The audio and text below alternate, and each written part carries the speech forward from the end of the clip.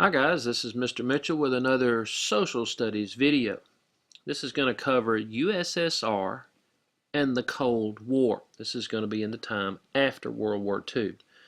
By the end of World War II, the United States, France, and United Kingdom occupied Western Europe. So the question was, who occupied Eastern Europe? Who occupied Eastern Europe? Well, it was the USSR.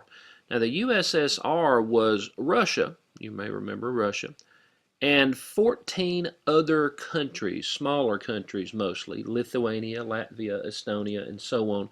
It did have Ukraine. Ukraine's kind of a larger country, however. But this was called the Soviet Union, USSR. The Soviet Union had established puppet governments. A puppet government is where the real strings were controlled by another country. So the real strings were of all these governments were in fact controlled by the USSR. East Germany was an example of a puppet government. They were a new country, but they were not controlling their own country. It was kind of like imperialism all over again, in a way. The Marshall Plan was something passed here in the United States. You may remember that World War II had just ended, and this was a plan to help war-torn Europe. It provided United States aid in agricultural, industrial, and financial aid, and it helped war-torn Europe. But anyway, the countries of Western Europe, United States, and Canada formed an alliance. Oh, there are those alliances again, called NATO. Now, these are both alliances, and NATO was the alliance we were in, the North American Treaty Organization.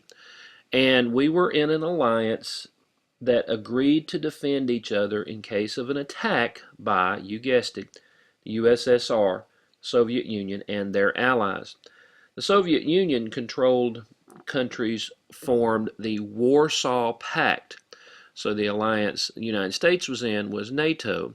The alliance the Soviet Union was in was called the Warsaw Pact. The sides refused to trade with or even communicate with each other. Some countries in the Northern Hemisphere did remain neutral. Switzerland remained neutral, Sweden remained neutral, but others ended up joining sides to benefit their own trade. This post-World War II rivalry was called the Cold War. Now I have another slide here which shows you the areas that were in the North Atlantic Treaty Organization. NATO was in blue, and the different shades of blue here. And the Warsaw Pact countries were here in red, which was basically the Soviet Union and East Germany right here. Anyway, back to the Cold War. People referring to the division between the two sides in the Cold War, you know, it was the United States side and the Soviet Union side, NATO group and Warsaw Pact. The division between the two was called the Iron Curtain. You used to hear reports saying behind the Iron Curtain. It would be talking about what's going on in the Soviet Union. The other side of the Iron Curtain may refer to what's going on in East Germany. The Iron Curtain is what was the imaginary division between both sides.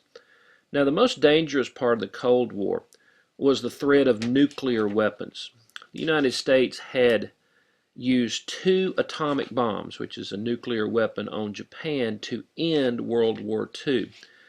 And even though the United States and Soviet Union were in different hemispheres altogether, technology by then had allowed for bomb strikes for long distances.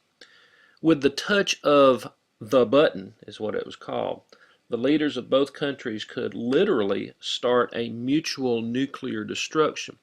Because what would happen if, say, the United States found out that Soviet missiles were heading toward the United States, the president would then push the button, and they would then fire upon the Soviet Union. So what would happen, unfortunately it did not ever happen, What could have happened was mutual nuclear destruction. The United States would destroy the Soviet Union, and the Soviet Union would destroy the United States.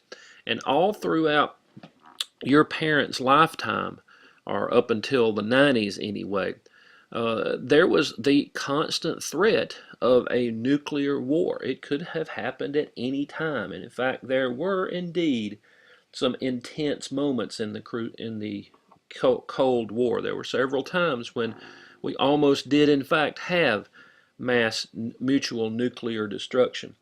We had a crisis about the Suez Canal in 1956. There was a U-2 spy plane also in the 50s. There was the Cuban Missile Crisis in the 60s. We're not going to talk much about any of those, but those were close calls. Plus, there are some interestingly funny false alarms that happened then. It wasn't funny then, but it turned out in retrospect, you can see it's kind of funny.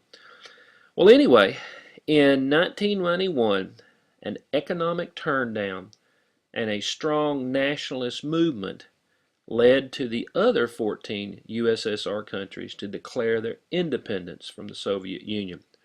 The Cold War was over, but that wasn't the first sign that the Cold War was over.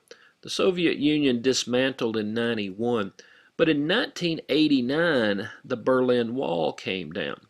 Now, the Berlin Wall separated Berlin, East Germany, from West Germany in Berlin, and the wall was torn down by people rioting in the streets. In fact, it was on television. I distinctly remember seeing reports of people at the Berlin Wall. They had torn some of it down, and people were crossing over and were celebrating and dancing in the streets.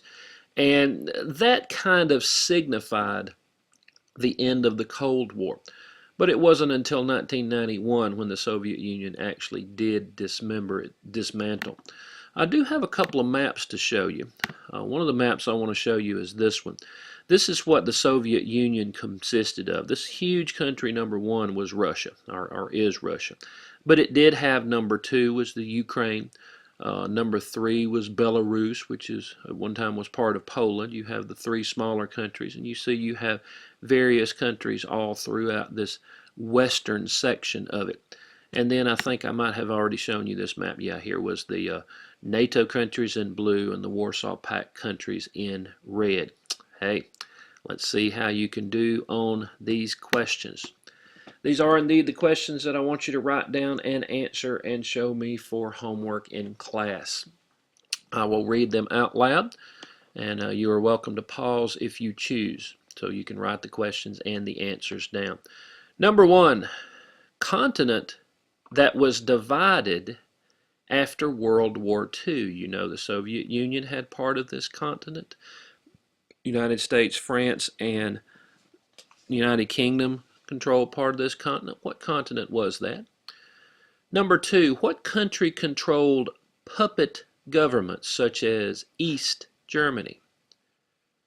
Number three, what plan helped out Europe after World War II? It allowed funding from the United States.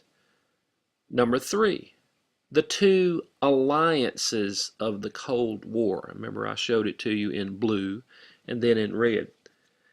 And number five, the division between the United States and the U.S.S.R. was called the blank curtain. Hope you learned a little bit about the Cold War. We'll see you.